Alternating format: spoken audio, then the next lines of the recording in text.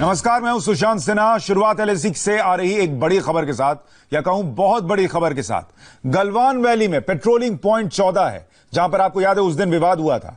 वहां से Chinese army पीछे हट गई है। सूत्र बता रहे हैं कि पीएलए झड़प वाली जगह से 1.5 किलोमीटर पीछे हट गई है। चीन की सेना गलवान, हॉट स्प्रिंग और गोगरा से पीछे हटी है। चाइनीज आर्मी ने अपने अस्थायी ढांचों को हटा लिया है। दोनों पक्ष पीछे लौट गए हैं। गाड़ियां भी पीछे जा चुकी हैं। पहले फेज के फिजिकल वेरिफिकेशन में इस बात की तस्दीक हो गई है कि चीन के सैनिक पीछे हटे। और आपको याद होगा कि इंडिया टीवी लगातार आपको इस बात के बारे में बता रहा था कि दोनों देशों के कमांडर लेवल की जो बातचीत हुई थी उसमें यह तय हुआ था, क्योंकि चीन पे भरोसा नहीं है, हम फिजिकल वेरिफिकेशन करेंगे कि आप जो कह रहे हैं और वो कर रहे हैं दोनों मैच होते हैं या नहीं। और अब वो मैच होता दिख रहा है गलवान घाटी में। हालांकि पैंगोंग त्सो का इलाका, डेप्सांग का इलाका, गोगरा पोस्ट, पेट्रोलिंग पॉइंट 15 और 17 और डैम चौक, वहां पर स्थिति अभी जस की तस बनी हुई है। लेकिन गलवान घाटी में चीन के सैनिक 1.5 किलोमीटर पीछे गए हैं, ये सूत्र बता रहे हैं। आधिकारिक ऐलान का भी इंतजार किया जा रहा है। तीसरे दौर की जो कमांडर लेवल की बातचीत हुई थी उसमें यही तय हुआ था कि चाइनीज आर्मी पीछे हटेगी। चीन पर भारतीय सेना को भरोसा नहीं है और इसलिए हर कदम का फिजिकल वेरिफिकेशन होना है। 15 और 16 जून की दरमियानी रात गलवान वैली का ही इलाका था जहां पर दोनों देशों के सेनाओं में खूनी झड़प हुई थी। 20 भारतीय जाबाज शहीद हुए थे। चीन के 40 से ज्यादा सैनिक मारे गए थे। और अब उसी इलाके से एक बड़ी खबर आ रही है कि वहां पर चीन के सैनिक जो हैं वो पीछे गए हैं। हमारे साथ खास मेहमान जुड़ रहे हैं जो समझाएंगे कि चीन के इस कदम का क्या मतलब है। हमारे साथ मेजर जनरल रिटायर्ड ध्रुव कटोच, कर्नल रिटायर्ड एस डिनी और मेजर जनरल रिटायर्ड अश्वनी से बात जुड़ रहे हैं। आप सभी का बहुत स्वागत। लेकिन सबसे पहले मैं रुक कर रहा हूं हमारे सीनियर एडिटर मनीष प्रसाद का। मनीष, आपके सूत्र आपको एलएसी के हालात पर क्या जानकारी दे रहे हैं? देखिए सुशांत, अभी तक की सबसे बड़ी खबर बता दें कि भारतीय सेना के ऑफिशियल सोर्सेज के मुताबिक हमें खबर मिली है कि पीएलए ने अपना गलवान इलाके के पेट्रोलिंग पॉइंट 14 से, ये पहली औपचारिक पुष्टि है सोर्सेज के द्वारा कि पेट्रोलिंग पॉइंट 14 के इलाके से अपने टेंट्स को हटा लिया है।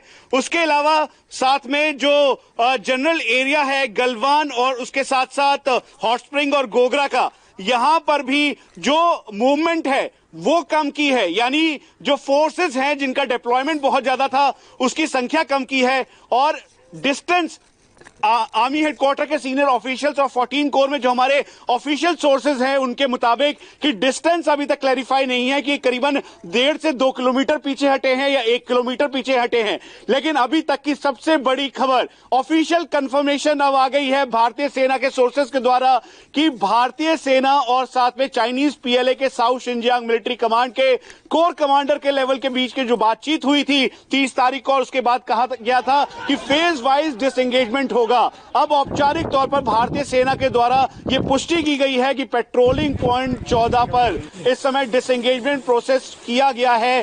भारतीय सेना और चाइनीज पीएलए के बीच जो कोर कमांडर लेवल पे बातचीत हुई थी, दरअसल उसी बातचीत के अनुसार चाइनीज पीएलए ने अपने टेंट्स, अपने स्ट्रक्चर्स, अपनी गाड़ियों को यहां से पीछे किया है। लेकिन इस पे कोई डिस्टेंस का स्पेसिफिक डिटेल नहीं दी गई है। एक और जानकारी दीजिए, जो हेवी आर्मर्ड व्हीकल्स थे क्या उन्हें भी पीछे किया गया है?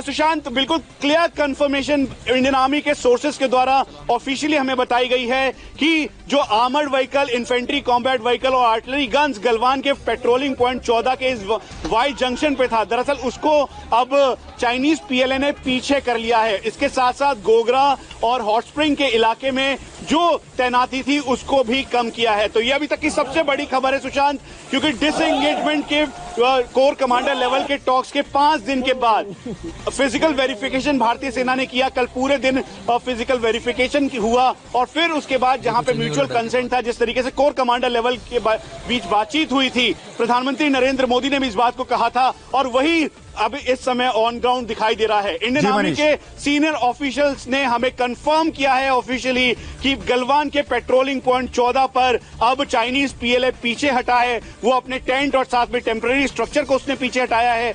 इसके साथ साथ जो infantry combat vehicle, artillery guns और बुलडोजर वो लेकर आया था, उसको उसने पीछे किया है। और ये प्रोसेस सिर्फ गलवान के पेट्रोलिंग पॉइंट 14 पर ही नहीं सुशांत, बल्कि गोगरा और हॉट स्प्रिंग के इलाके में भी है। ठीक है मनीष, हमारे साथ जो डिफेंस एक्सपर्ट्स हैं, जरा उनके लिहाज से समझते हैं कि ये जो कदम उठाया है चीन ने, इस पर कितना भरोसा कर सकते हैं और इसके क्या मायने हैं। जनरल सिवाच, आप 14वीं कोर के पूर्व कमांडर हैं, आपके हिसाब से गलवान घाटी से चीन के पीछे हटने की यह खबर, गोगरा पोस्ट से, हॉट स्प्रिंग से पीछे हटने की जानकारी, ये कितनी अहम है और क्या इशारा कर रही है? देखो सुशांत, पहले तो मैं वहां चीफ ऑफ स्टाफ था, को कमांडर नहीं, चीफ ऑफ स्टाफ 14 कोर। बहुत अच्छी बिगिनिंग है। जो ये डिसीजन हुआ था 30 जून को लेफ्टिनेंट जनरल हरिंदर और मेजर जनरल ल्यू लिन के बीच में कि डिसएंगेजमेंट होगा और वेरिफिकेशन होगी, तो इस बार जो पेट्रोल पॉइंट 14 से जो डिसएंगेजमेंट ऐसा जैसे बताया जा रहा है 1 या 1.5 किलोमीटर है, एक अच्छी बिगिनिंग है और वेरिफिकेशन हुआ है। मगर इसको ज्यादा नहीं पढ़ना चाहिए, क्योंकि ये एक चीन की बड़ी चाल भी हो सकती है, 2 कदम आगे 1 कदम पीछे। क्योंकि अभी ऐसा भी है, गलवान घाटी एक बहुत बड़ी नैरो वैली है और इसके अंदर जो पानी अभी भर गया है, ये भी कहीं ना कहीं इसको चीन को बड़ी प्रॉब्लम आ रही है। जिस तरीके से वो जमावड़ा उनका 15 किलोमीटर तक बैठा हुआ है इस वैली के अंदर, वो पानी के अंदर आ गया है। तो क्योंकि जैसे जैसे गर्मियां आती हैं, बर्फ पिघल के, और गलवान की जो नदी है वो पूरी पूरी फ्लडेड होती है। मगर ये एक अच्छी बिगिनिंग है। अगर वो ठीक है सर, आपके मुताबिक अच्छी बिगिनिंग, लेकिन चीन पर बहुत भरोसा करने लायक शुरुआत भी नहीं है। जनरल कटोच, आपके हिसाब से?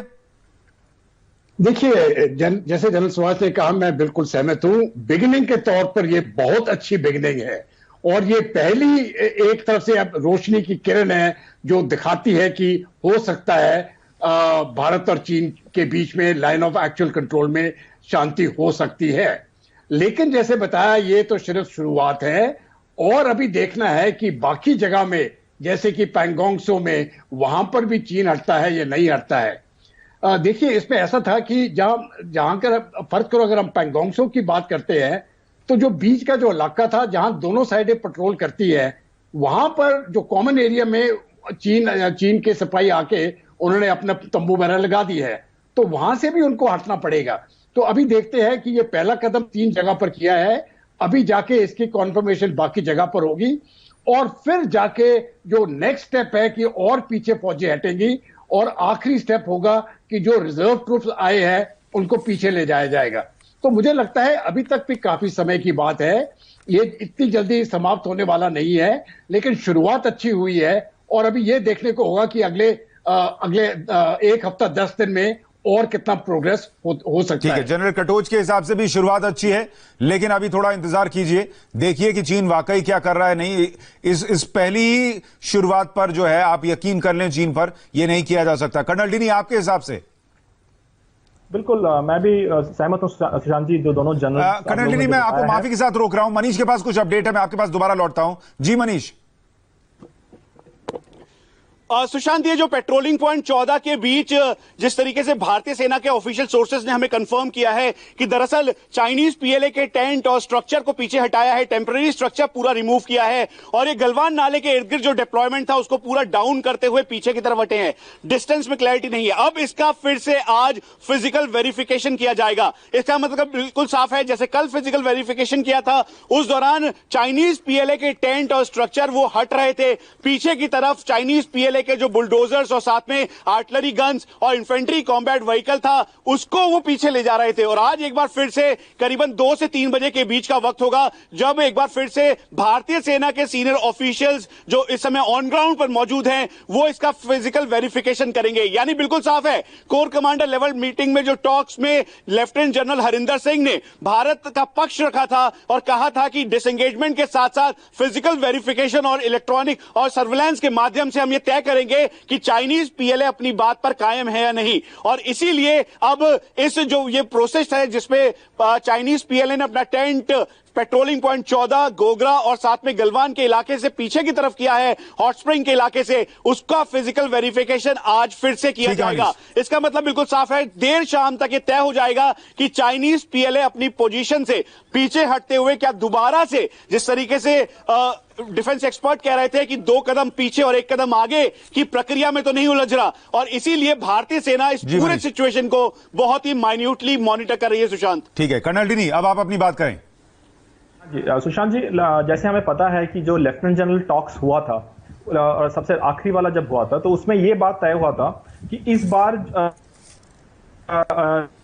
सबसे पहली बात तो यह तय हुआ था कि दोनों पार्टियां जो है अपने अपने डिसएंगेजमेंट प्रोसेस के तहत अपने अपने इलाकों में वापस जाएंगे। लेकिन एक चीज जो भारत ने रखा था कि इस बार जो वेरिफिकेशन वाला है वो 72 आवर्स या 72 घंटे के बाद हम चेक करेंगे, और चेक इस तरह से करेंगे कि लोकल कमांडर्स पे नहीं छोड़ा जाएगा, थोड़ा हायर लेवल पे जाके दोनों कमांडर्स चेक करेंगे। तो मेरे ख्याल से ये जो अभी खबर आ रही है कि दोनों तरफ से 1.5 किलोमीटर के पीछे अभी फौज 3 जगह पे गई है, वो है PP14, गोगरा और जो हॉट स्प्रिंग वाला इलाका है, तो वो उसी के नतीजा है। तो मेरे ख्याल से सबसे पहली चीज जो इसमें एक पॉजिटिव जो दिखने का है, ये है कि लेफ्टिनेंट जनरल टॉक्स यानी मिलिट्री लेवल टॉक्स का ही एक परिणाम यहां पर बाहर आ रहा है। दूसरी चीज ये किलोमीटर दोनों गए, तकरीबन 3 किलोमीटर का फासला हो जाएगा, जिसकी वजह से आपस में कोई मुठभेड़ या इस तरह की चीजें इस इलाके में अब संभव होना बहुत कम हो जाएगा। तो तीसरा चीज जो है वो हमेशा जैसे हम पहले भी मानते आए हैं, पेंगोंग त्सो इलाके के बारे में अभी तक कोई चर्चा हुई नहीं है, और वहां पर सबसे ज्यादा कठिनाई जो है वो वहीं पर होगी। और सर, इसमें एक चीज जरा ये बताइए, आप उस इलाके को बहुत अच्छे से समझते हैं कि अगर जो भारत का कंसर्न था कि गलवान वैली में अगर चीन आगे बढ़ता है या PP14 तक आता है और वहां अपने स्ट्रक्चर्स बनाता है, तो जो हमारी सड़क है जो DBO तक जा रही है उस पर वो नजर रख पाएगा, वो कंसर्न हमारा खत्म हो जाता है अगर वो 1.5 किलोमीटर 2 किलोमीटर पीछे चला जाता है। बिल्कुल ठीक है आपका असेसमेंट सुशांत जी, बिल्कुल ठीक है कि वो अगर अभी मान लीजिए 1.5 किलोमीटर पीछे चला गया, तो हमारा जो कंसर्न था कि PP14 के एरिया में ऑक्यूपाई करना, जो हाइट है उसको पिकअप करना की जो बात कर रहे थे, वो नहीं रहेगा। और ये मेरे ख्याल से पहला स्टेप है, 1.5 किलोमीटर अभी पहला स्टेप है। इसके बाद हो सकता है 3 किलोमीटर चला जाए या हो सकता है 5 किलोमीटर चला जाए। ये ग्रेजुअल प्रोसेस है, ये धीरे धीरे करके ही आगे बढ़ेगा। जिस तरह से हम हमेशा आपके शो में भी पहले भी हम बताते रहते थे कि एक बहुत धीरे से प्रक्रिया है, ये जल्द में नहीं होने वाला है। तो ये अभी अगला जो 72 घंटे के बाद फिर थोड़ा सा और इंफॉर्मेशन आएगा कि थोड़ा और पीछे चले गए। इस तरह से करते करते सबसे बड़ी मुश्किल फिर भी हमारे पेंगोंग त्सो में ही हमें आएगा, जिसमें कि और थोड़ा सा चर्चाएं होंगी और उसके बाद मेरे ख्याल से वहां से भी लोग पीछे जाएंगे। ठीक है, थोड़ा और बातचीत करें डिफेंस एक्सपर्ट से। उससे पहले मनीष एक क्लैरिटी दीजिए कि जो तीसरे दौर की बातचीत हुई थी कमांडर लेवल की, क्या उसमें यह तय हुआ था कि यही वो इलाके होंगे जहां पर शुरुआत में सैनिक पीछे जाएंगे, या हर जगह से हटने की बात हुई थी और शुरुआत यहां से हुई है?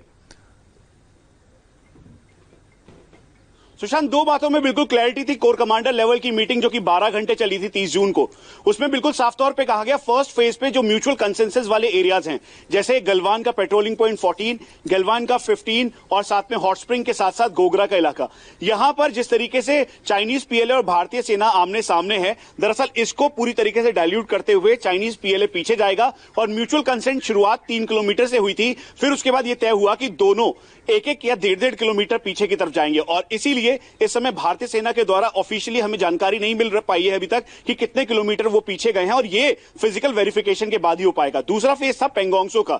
दरअसल स्टेटस को का चेंज होने का मतलब ये नहीं है कि सुशांत की वो आ गए पेट्रोलिंग पॉइंट 15 पर और आकर पेट्रोलिंग पॉइंट पेंगोंग त्सो के फिंगर 5 पर और फिर उसके बाद स्टेटस को चेंज हुआ। दरअसल अगर पेट्रोलिंग करते हुए 10 जवान आते हैं और उसके बाद संख्या अगर 11 जवान की भी हो जाती है तो भी वो स्टेटस को चेंज है। तो उसके आधार पर पेंगोंग त्सो को लेकर लगातार फ्रिक्शन बना हुआ था, और इसीलिए अब जो नेक्स्ट लेवल की बातचीत होगी कोर कमांडर लेवल की, उसमें उम्मीद की जा रही है कि पेंगोंग त्सो को लेकर इस पर चर्चा होगी। ठीक है जनरल सिबाज, क्या अगर पेंगोंग त्सो पर चीन के सैनिक कम होते हैं और वो स्टेटस को पर जाता हुआ दिखता है, तभी हम ये कहने की स्थिति में होंगे कि ये मसला थोड़ा सुलझता दिख रहा है, चीन वाकई पीछे जा रहा है? हाँ बिल्कुल सुशांत, इससे पहले एक आपने जो क्वेश्चन पूछा था कर्नल गिनी से, उसका मैं थोड़ा बताता हूं क्योंकि मैं इस जमीन पे बड़ी अच्छी तरह से वाकिफ हूं, मैं इस रोड पे चला हूं। ये जो आपने बोला कि जो अगर ये गलवान घाटी में अगर पीछे जाते हैं तो क्या ये माने कि दरबुक शोक और दौलत बैग ओल्डी जो सड़क है उस पर वो एक प्रकार से इंटरफेयर नहीं कर पाएंगे? मेरा आंसर है नो।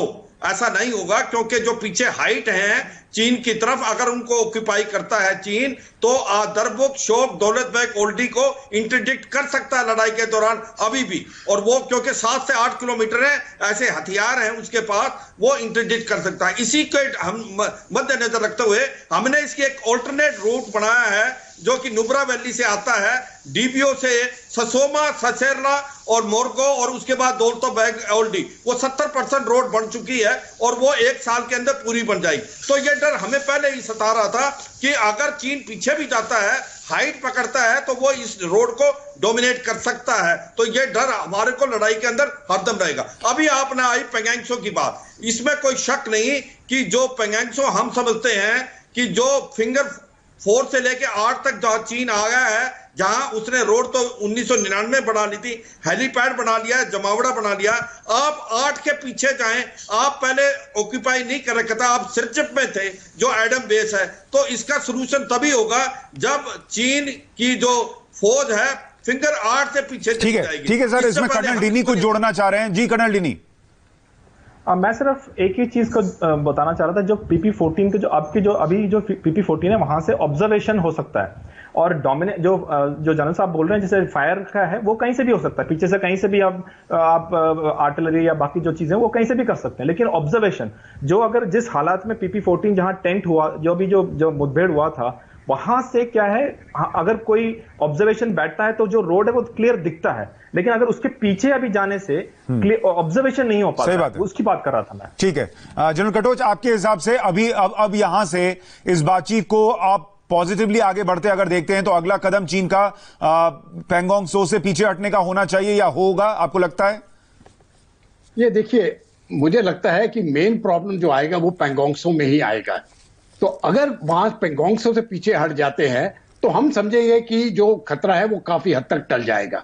लेकिन अगर पैंगोंग त्सो से अगर वो हटने की क्षमता नहीं रखता है चीन, तो मुझे लगता है ये टेंशन बढ़ता जाएगा और फिर आगे कुछ भी हो सकता है। तो जहां तक मेरा अपना ख्याल है, चीन को पैंगोंग त्सो से हटना ही पड़ेगा। वो फिंगर 4 और फिंगर 8 के बीच में आ गया है, जैसे जनरल साहब ने अभी जिक्र किया, वो वहां पर पहले नहीं था। अब जाके उधर वो हेलीपैड बना रहे हैं, सड़क तो उसने सड़क तक बना दी है, बड़े बड़े बैनर्स लगाए हैं। तो ये तो बिल्कुल इस प्रकार की हरकत चीन से जो एक तरफा हरकत हो रही है, ये बिल्कुल एक्सेप्टेबल नहीं है और चीन को वहां से हटना पड़ेगा। तो अगर वहां से भी हट जाएगा तो इसका मतलब ये होगा कि पहला कदम पूरा हुआ है। अभी ये 3 कदम में बात होगी, तो इसको फिर पहला कदम मानेंगे। दूसरा कदम होगा कि जो इसके पीछे वाली पोजीशंस है वहां से फिर हट जाएंगे, और तीसरा जो रिजर्व्स आए हैं वो फिर हट जाएंगे। ठीक है, जाके यानी एक तरीके से शुरुआत आप कह सकते हैं कि शुरुआत हो गई है, अच्छी शुरुआत है, डिफेंस एक्सपर्ट्स कह रहे हैं। लेकिन इस अच्छी शुरुआत को यह मानना कि विवाद कम हो रहा है, चीन वाकई पॉजिटिव है विवाद कम करने को लेकर और पीछे हटने के लिए पॉजिटिव संकेत दे रहा है, यह तब होगा जब वो पैंगोंग त्सो से पीछे हटे, अपनी फोर्सेस को पीछे ले जाए। शुरुआत अच्छी है यह माना जा सकता है, लेकिन चीन पर भरोसा अब भी नहीं किया जा सकता, यह तमाम डिफेंस एक्सपर्ट्स कह रहे हैं। आप सभी का बहुत शुक्रिया इस चर्चा में जुड़ने के लिए। मनीष, आपके पास अपडेट के लिए लौटता रहूंगा। LAC पर चीनी सैनिक का तो भारतीय सेना इलाज कर रही है, लेकिन दिल्ली में चाइनीज वायरस का अरविंद केजरीवाल कैसे इलाज कर रहे हैं, यह आपको बताएंगे।